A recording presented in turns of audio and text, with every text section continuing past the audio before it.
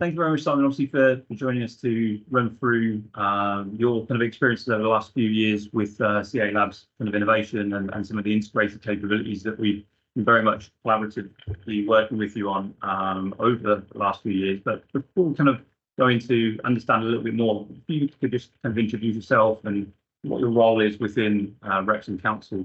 Morning, Shirley. My name's Simon Billington. I'm the IT and Infrastructure Manager in Wrexham for the Education Department. Key roles, I look after the schools estate fundamentally. So that includes the ICT, the technical infrastructure, but also school buildings as well. We've been working collaboratively for I think over 3 years now, which has been fantastic, and it's definitely one of the great kind of relationships that I've built up since we've been building CA Labs over the last couple of years. But it's great to kind of just for you to run through and share your journey from when we sort of first engaged. We have in Wrexham, we look after all our schools, so we have a service level agreement with all 70 schools, looking after their IT, their infrastructure. That covers everything from the network, telecoms, user devices. I also offer strategic advice to head teachers around curriculum planning. So we've got a long history working very closely with schools. We were at the stage where it needed significant investment. It's been reliable, built on a Cisco architecture originally, but it was in need of investment. The Welsh Government launched a programme in early 2020, a significant investment in schools and the digital infrastructure. This is following in Wales, we wrote a new set of standards for schools, education digital standards. That gave us a blueprint in terms of what education networks should look like. So on the back of that, Welsh Government put an initial investment, about 50 million, into schools. Along with that was a Buy Once for Wales procurement exercise, which engaged with suppliers like Cisco, Meraki, and also companies like yourselves at CAE. And that gave us a really good opportunity to take a good long look at the infrastructure that we had, but critically to think about the future, think about, well, what should a learning network look like? You know, how are we seeing technology and ed tech changing in schools? Not just from devices, but how those devices are being used. I was very keen from the outset to make sure that we took this as an opportunity to not really hold back, to think very clearly, okay, well, I'm not just designing something now for the next few years. What I'm looking at is a foundation that we can build on for the next 5, 10, 15, 20 years. So we weren't afraid to sort of unturn all the rocks, as it were, looking at all the cupboards, pull out all the skeletons, and have a good think about what would we do differently. So we ended up working with you. I think it was autumn term, wasn't it? Really getting into the nitty gritty of the design. We chose to take the opportunity to redesign our IP schema. Speaking, didn't give us the scope to expand as we wanted to, so that was a major task in itself. And then I think we launched off with 5 proof of concept schools on our design. I think that was kind of fundamental piece really, was the proof of concept we did at Skeldolf School, then moving on to the pilot schools to get effectively working solution that could then be kind of wholesale rolled out across the remaining 60 plus schools. I guess one of the kind of key tools that we worked on very heavily together and that prototyping stage was really key and fundamental, was using nucleus from CA Labs to effectively automate and orchestrate every kind of touch point, so that your team, the lean team, and did a fantastic job at rapidly rolling out all of the new technology and the investment the council made. But using automation and programmability is a kind of cornerstone. Is that fair to say?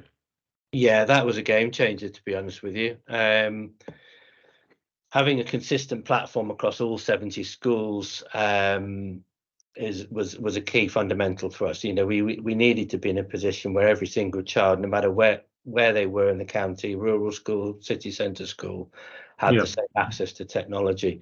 The challenge for us was to how do we get this out? How do we replace the entire infrastructure across 70 schools while schools are still working? Didn't have the facility to put massive teams in and just shut everything down in the summer holidays. So we had to do it on live sites. And I think the working with the CAE nucleus tool, the integration with our asset management and service desk software, Top Desk, was fantastic. It just saved us months, really. I mean, we after the initial proof of concept, I think we managed the remaining 65 school in a period of 5 months, and that was during term time.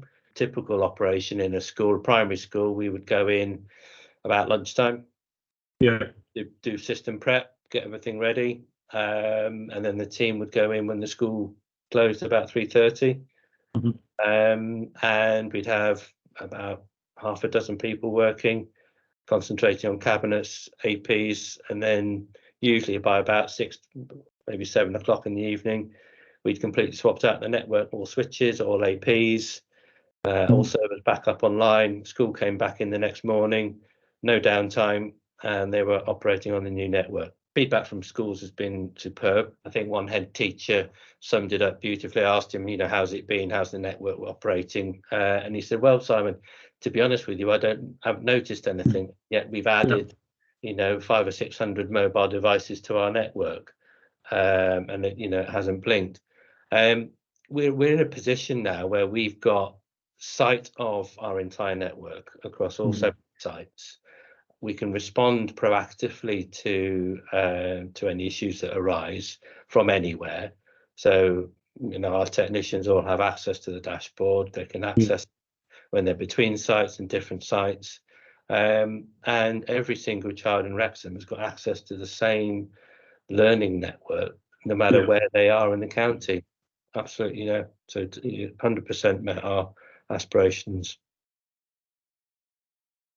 We've just rolled out, last year we rolled out the Meraki Z3s to give remote access for schools into the network. That went really, really well, very simple. So they're in operation in all our schools now. It gives head teachers, senior managers the ability to access the network remotely and securely from home or wherever they happen to be. We're in the process of topping up as we're building new schools. And again, we've got quite an ambitious rebuild programme in our schools. So again, the nucleus helps us roll out new school networks much more efficiently. I think where we're really excited now is looking at the platform and its programmability and what we can now do with the platform that, to be honest with you, I had no idea. It wasn't in our original business aims, but these things we're realizing. A huge one for me at the moment is around sustainability. One of the roles I have within education is the carbon officer. So my role is to look at our estate and see where we can start to move towards net zero within our schools. And the work we've done around the wiser watts, being able to set those profiles on our switches, turn off our APs overnight, that's been a game changer. Our network now shuts down. We worked with schools, did a few proof of concepts with some of the schools, and we now shut our network off. I think it's 8:30 at night. Comes back on at 7:30 in the morning. No impact on teaching and learning.